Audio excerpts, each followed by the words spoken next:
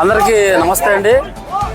ఉండి నియోజకవర్గము కోపెల్ల high school వంతెన దగ్గర మనం ఉన్నాం. అయితే ఈ వంతెన పూర్వందే చిన్నదవటం వల్ల ఈ వంతెన ఎక్స్టెన్షన్ చేస్తున్నారు. అటు చూస్తే కొన్ని అడుగులు అంటే దరిదాపు ఒక 20 అడుగులు ఎక్స్టెన్షన్ చేస్తున్నారు. ఇటువైపు మనం చూడగలిగితే ఇటువైపు ఒక 20 అడుగులు ఎక్స్టెన్షన్ చేస్తున్నారు. రండి, ఇలా రండి.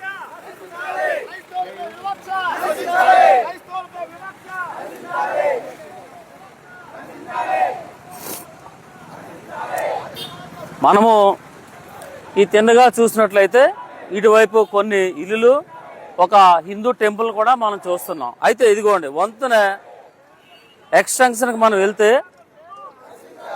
ఆ పాత వంతెన ఎక్స్టెన్షన్లో అటువైపు ఇటువైపు చూసుకుంటే ఇక్కడ వరకు వస్తుంది వంతెన. గమనించారు కదండి. ఇంకా మినహా ఇటువైపు వస్తే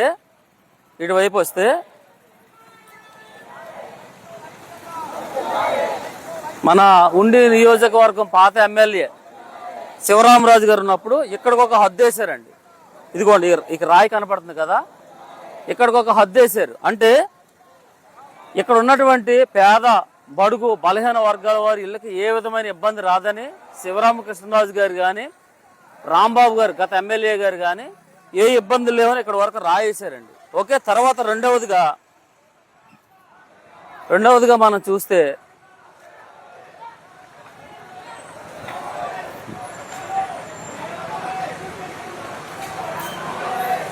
రెండవ హద్దుగా ఇక్కడ వరకు ఒక రాయేశారండి. ఇది ఎప్పుడైనా తరతరాల్లో భావితరాల్లో అవసరం వస్తే వస్తుందని చెప్పారు. ఇప్పుడు అసలు విషయం ఏంటంటే మన ఉండి నియోజకవర్గంలో ఉన్నటువంటి ఎమ్మెల్యే గారు, మరి ఈ ఏరియాకి సంబంధించిన కొంతమంది అధికారులు, ఇందాక మరి సెక్రటరీ గారు, విఆర్ఓ గారు రావడం జరిగింది.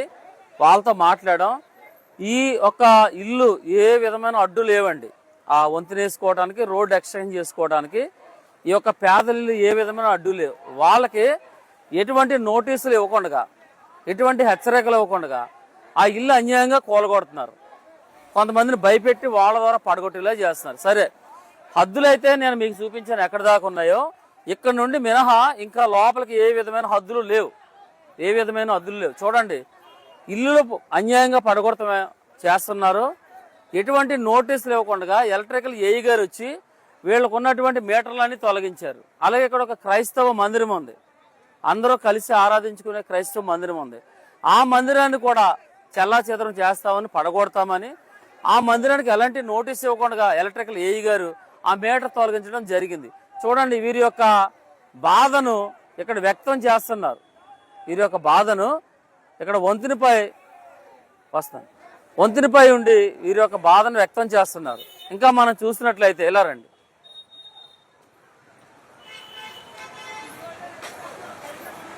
రోడ్డు నుండి ఇంత లోపల ఉన్నటువంటి ఇల్లు వీళ్ళకి ఏమడ్డు వస్తున్నాయండి.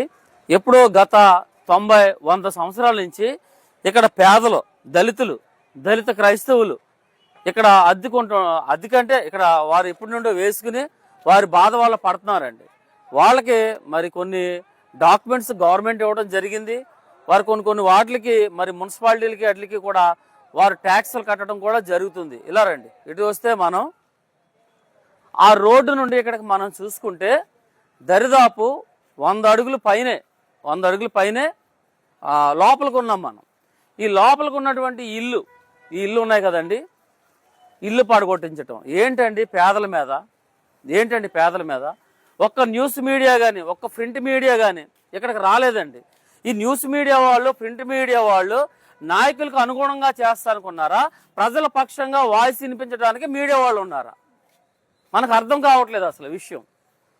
చూడండి, ఈ పేదల ఇళ్ళన్నీ కూడా, ఇక్కడ ఉన్న ఇళ్ళన్నీ కూడా ఈ బారు అసలు రోడ్డు విస్తీర్ణంలో, వంతెన డెవలప్మెంట్లో ఇవి అడ్డే కాదండి అసలు. ఇదిగోండి, ఈ మందిరము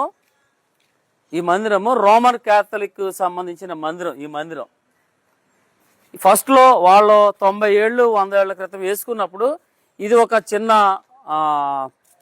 పాక కింద వేసుకున్నారంటండి. వేసుకుని మరి వాళ్ళు ఇక్కడ వాళ్ళ దేవుడిని ఆరాధించుకుంటే ఇక్కడ బతుకుతున్నారు.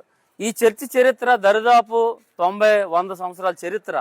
చూడండి, మన ఈ యొక్క కోపెలకు సంబంధించిన ఎలక్ట్రికల్ డిపార్ట్మెంట్ ఏఈ గారు ఎటువంటి నోటీస్ ఇవ్వకుండా చర్చికున్నటువంటి ఆ కరెంటు మీటర్ని తొలగించి, ఇంకా అధికారులు వాళ్ళు ఏమంటున్నారంటే వీటిని పడగొట్టవలసిందే అంటున్నారు.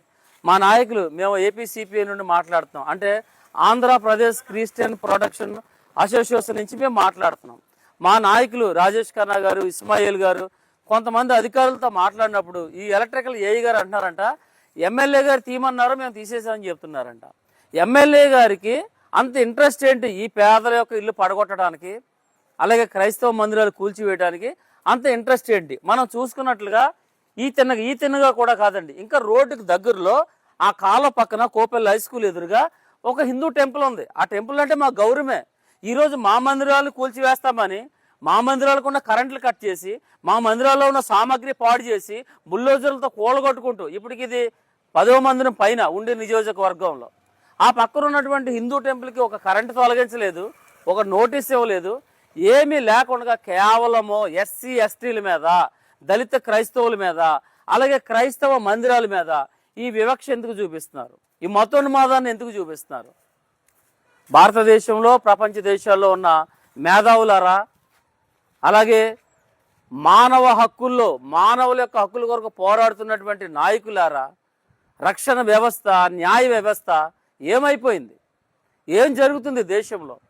ఒక మతం మీద, ఒక కులం మీద ఇంత వివక్ష ఎందుకు చూపిస్తున్నారు? ఒక్కసారి మీరంతా ఆలోచించి నష్టపోతున్న పేద, బడుగు, బలహీన వర్గాల వారికి, అలాగే ఏ పాపం ఎరగినటువంటి క్రైస్తవుల మీద, ఏ బ్రాందీ షాప్లో మోయించండి, క్లబ్బులు మోయించండి, డ్రగ్స్ అమ్మే వాళ్ళని పట్టుకోండి, సిగరెట్లు అమ్మటం దేశంలో ఆపండి, కైని ప్యాకెట్లు అమ్మే వాళ్ళని ఆపించండి, భయంకరమైనటువంటి తప్పులు చేస్తున్న వాళ్ళని ఆపించండి. దైవ మందిరాలకు వచ్చి వారి చెడు అలవాట్లు, దురలవాట్లు, పాప అలవాట్లు మానుకుని దైవాన్ని ఆరాధించుకుంటూ మంచిగా బ్రతుకుతున్న పవిత్ర స్థలాలను పాడు చేయడానికి మీకు మనసు ఎలా వస్తుంది? చూడండి, ఈ ప్రాంతం అంతా కూడా పేద ప్రజలదండి. ఇదంతా కూడా, ఇవన్నీ కూడా చూస్తే చాలా అన్యాయంగా చేస్తున్నారు. చూడండి, ఆ వైపు కారు కనిపిస్తుంది కదా అక్కడ తెల్లగా, అది రోడ్డు అండి. ఆ రోడ్డు మీద ఎక్స్టెన్షన్ చేస్తున్నారు. దానికి దీనికి కొన్ని మరి ఎన్నో అడుగులు, అంటే దరిదాపు 100 అడుగుల పైన దూరం ఉందండి.